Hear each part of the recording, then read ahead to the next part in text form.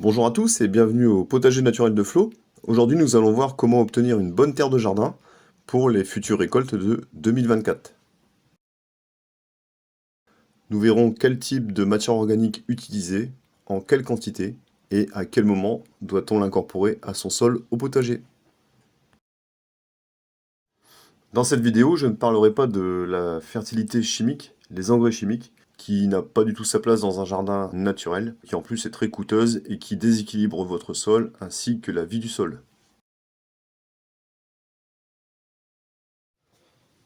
Mon objectif est de produire des légumes en dépensant le moins d'argent possible, sans produits chimiques et de manière simple.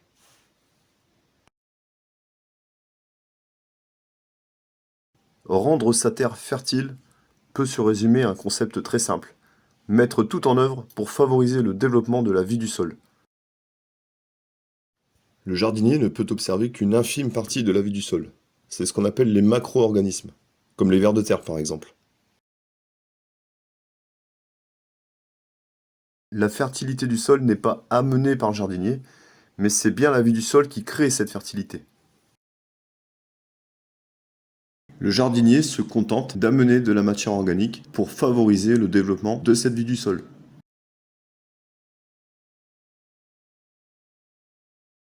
Après 2 ans d'apport de matière organique, je constate déjà une nette amélioration de la structure du sol.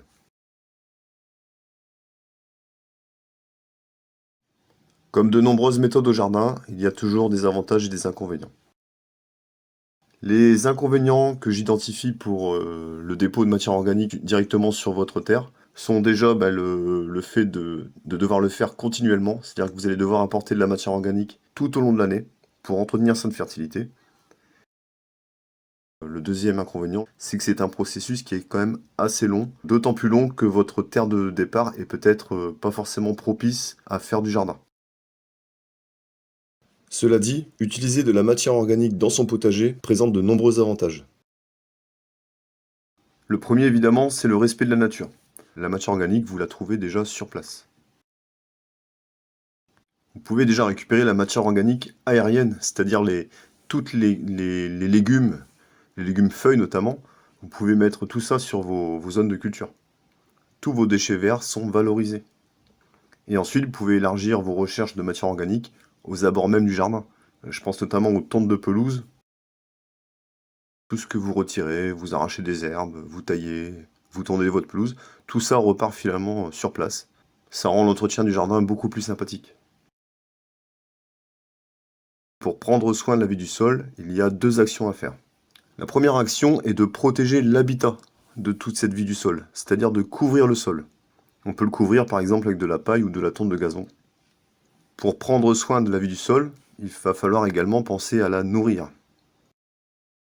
Il y a une action qui permet à la fois de couvrir votre sol et de nourrir la vie du sol. On appelle cela le mulch. Le mulch est un paillage nourricier. Il protège et nourrit la vie du sol.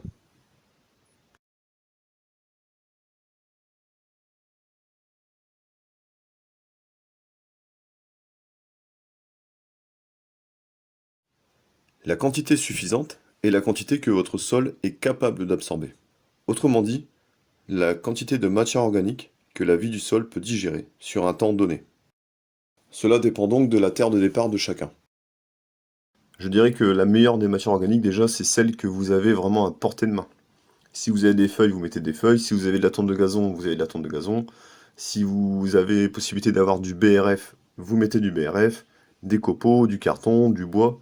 Tout ce que vous avez sous la main, ça sera une excellente matière organique.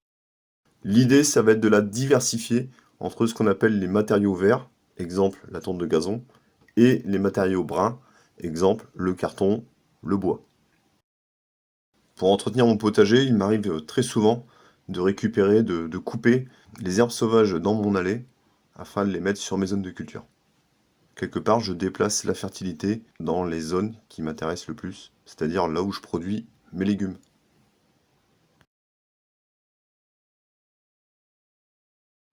Le moment idéal, en tout cas le moment où il va falloir faire un gros apport de matière organique, c'est à l'automne, au moment où finalement les arbres perdent leurs feuilles. C'est à ce moment-là qu'il va falloir vraiment faire des gros apports. Maintenant, ces apports de matière organique, c'est un travail de toute la saison. Il faut le faire en permanence. C'est d'ailleurs le plus gros travail que le jardinier doit faire lorsqu'il fait un jardin de manière naturelle. C'est ces apports de matière organique.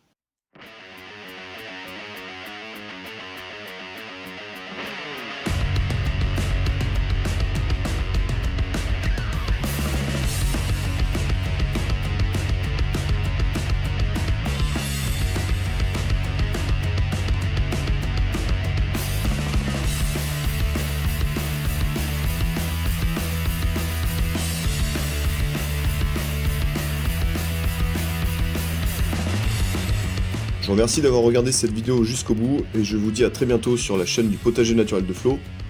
Je vous souhaite un bon jardinage. Ciao!